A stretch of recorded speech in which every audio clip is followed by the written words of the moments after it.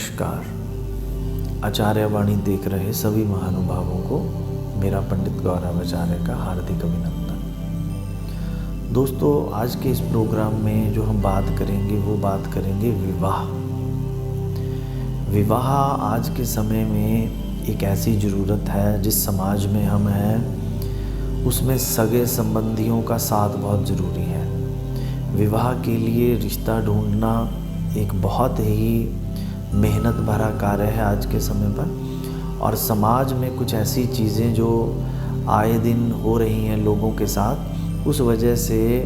नए रिश्ते के प्रति एक डर होना भी वाजिब है।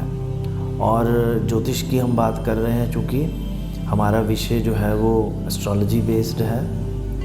तो उस विषय में ज्योतिष के अनुसार अगर आपकी जन्म पत्री में, आपके ग्रह गोचर में जो रुकावटें और बाधाएं हैं, उस बाधाओं में दिक्कतें जो हैं वो और बढ़ जाती हैं जब हम रिश्ता ढूंढने में बहुत मेहनत करनी पड़ती है हमें। और इस मेहनत में अगर हमें फल ना मिले तो मायूसी, और अगर समय पर, उचित समय पर युवक युवतियों का विवाह ना हो तो ये भी एक बहुत बड़ी परेशानी का सामना करना पड़ता है। और माँ बाप के लिए भी बहुत एक ये मुश्किल कार्य भरा होता है अपने लड़के या लड़की के लिए योग्य वर का चुनाव करना। तो आज हम इस प्रोग्राम में उस विषय पर चर्चा करेंगे जिस विषय में किन योगों से, किन ज्योतिष कुंडलीय आधार पर जो दिक्कतें आती हैं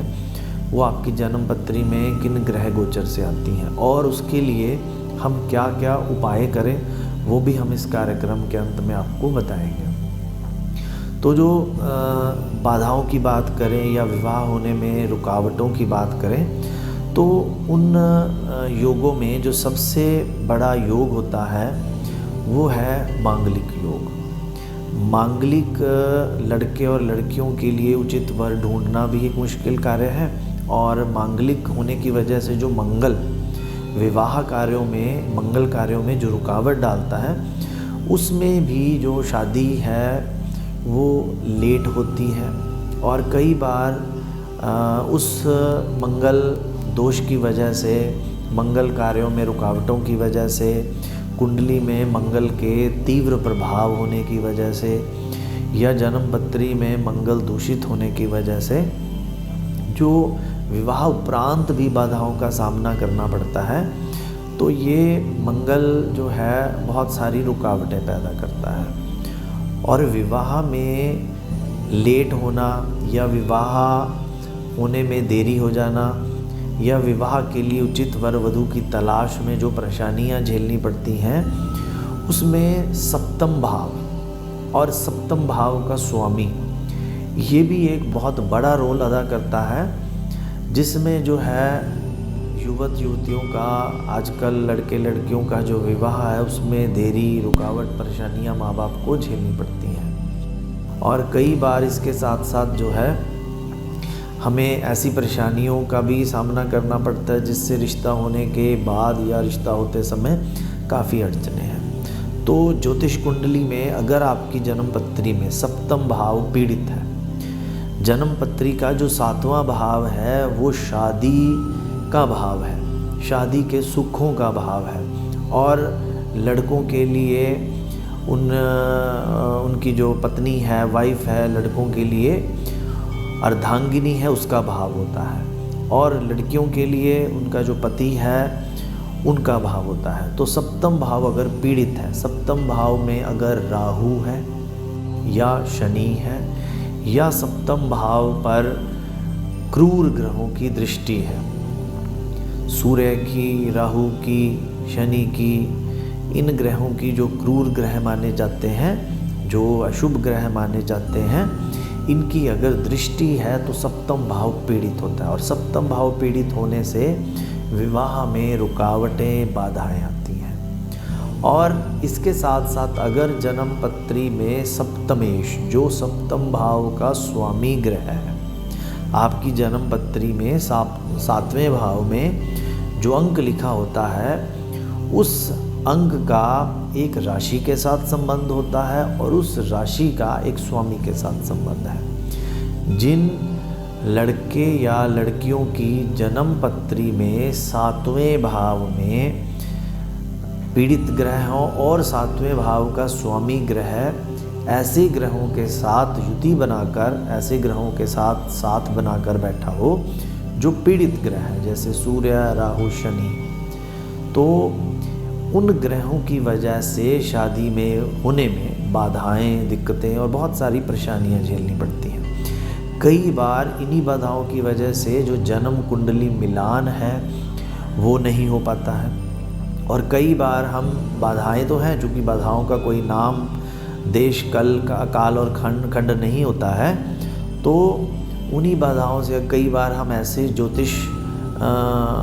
महानुभावों के पास पहुंचते हैं जो जन्म पत्री मिलान में बहुत ज़्यादा प्रैक्टिकल, या आज के समय में बहुत सारी चीज़ों को हमें उसका रूप, रंग और आकार बदलना पड़ता है, तो उसके हिसाब से भी कई बार दिक्कतें और परेशानियां महसूस होती हैं। और जो इसका अगला शादी होने में जो रुकावटों को हम देखते हैं, तो ज्योतिष पर आधारित जो जन्म कुंडली है उसमें जो शनि ग्रह है, शनि ग्रह चूँकि विलंब का कारक है, शनि ग्रह लेट का कारक है, शनि ग्रह जो है वो देरी का कारक है, क्योंकि शनि ग्रह इंटेलेक्चुअल ग्रह है, शनि ग्रह जो है वो बहुत ज़्यादा तीव्र तेज ग्रह नहीं है। तो उस वजह से जिनकी कुंडली में 7वें भाव में शनि ग्रह बैठा हो या शनि की स्थिति विवाह के घर के साथ संबंधित अच्छी युति में ना हो, तो उन लड़के लड़कियों का भी विवाह होने में दिक्कत और परेशानी आती है, विवाह होने में भी रुकावटें होती हैं, और विवाह होने के बाद वैवाहिक जीवन में रस की बहुत कमी होती है, आनंद की बहुत कमी होती है। वैवाहिक जीवन में जब शनि का प्रभाव आ जाए तो जीवन में मायूसी छाई रहती है। तो जैसे कि रुकावटों से संबंधित ग्रह गोचर के बारे में हमने आपको बताया, और अगला जो इम्पोर्टेंट ग्रह या इम्पोर्टेंट जो योग होता है जिसकी वजह से विवाह होने में या विवाह से संबंधित सुखों में दिक्कत आती है, क्योंकि विवाह होना कोई जल्दबाजी का कार्य नहीं है। विवाह के समय रिश्ता ढूंढने से लेकर और शादी होने तक का जो सफ़र है, कई बार तो ये 6-6 महीने और 1 साल तक का सफ़र होता है। तो इस सफ़र में कई बार बहुत सारी अड़चनें, परेशानियाँ, दिक्कतें आती हैं। उसके लिए जो अगला इम्पॉर्टेंट ग्रह है वो है शुक्र का। अगर आपकी जन्म पत्री में शुक्र ग्रह जो है वो किसी प्रकार से नीच अवस्था में है या दूषित अवस्था में है, तो भी आपकी जन्म पत्री के 7वें भाव आधारित शुक्र के प्रभाव से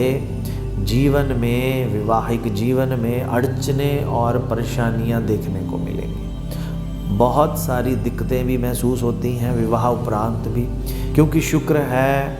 विवाह में रस का कारक, शुक्र है वैवाहिक जीवन में आनंद का कारक। जिन लड़के लड़कियों की जन्म पत्री में शुक्र की अवस्था, शुक्र ग्रह का प्रभाव नीच अवस्था में हो,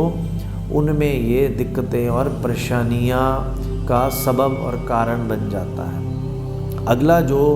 विवाह में रुकावटों का ग्रह गोचर है वो है आपकी नवमांश कुंडली। चूँकि नवमांश कुंडली से हम विवाह के सुख, विवाह होने में कितनी देरी होगी या विवाह जल्दबाजी से होगा या विवाह अपने उचित समय पर होगा, ये हम सब कुछ नवमांश कुंडली पर आधारित है। और नवमांश कुंडली से अगर लड़के की कुंडली है तो लड़की किस तरह की मिलेगी, लड़की का रंग रूप और लड़की का परिवार, लड़की की एजुकेशन, हम ये चीज़ें नवमांश कुंडली से जानते हैं। और लड़की की अगर है कुंडली तो उसमें हम नवमांश कुंडली से लड़के के सुख और लड़के के परिवार, एजुकेशन, ये सब चीज़ों के बारे में हम जानते हैं। और जिनकी नवमांश कुंडली में दिक्कतें और परेशानियां होती हैं तो उसका आभास हमें विवाह से पूर्व लग जाता है। तो आप सभी महानुभावों से मेरी प्रार्थना है, अगर जिनके भी विवाह में देरी, परेशानी और अड़चनें महसूस हो रही हैं, वो एक बार अपनी जन्म पत्री का अवलोकन करवाने के बाद कुछ छोटे मोटे उपाय, आसान और सरल उपाय, क्योंकि हमारा जो मुख्य ज्योतिष करने का मंतव्य है वो सबसे पहला है वहम भरम से सख्त परहेज़, और दूसरा जो हमारा होता है वो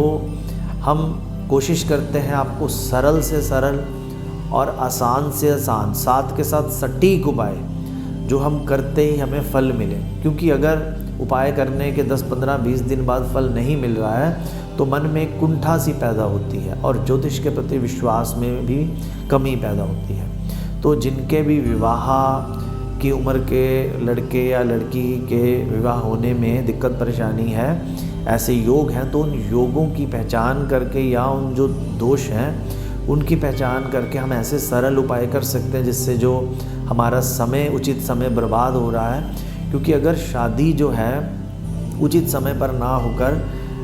देरी से होती है तो बहुत सारे अच्छे रिश्ते भी हमें नहीं मिल पाते हैं। तो इस सब चीज़ों को ध्यान में रखते हुए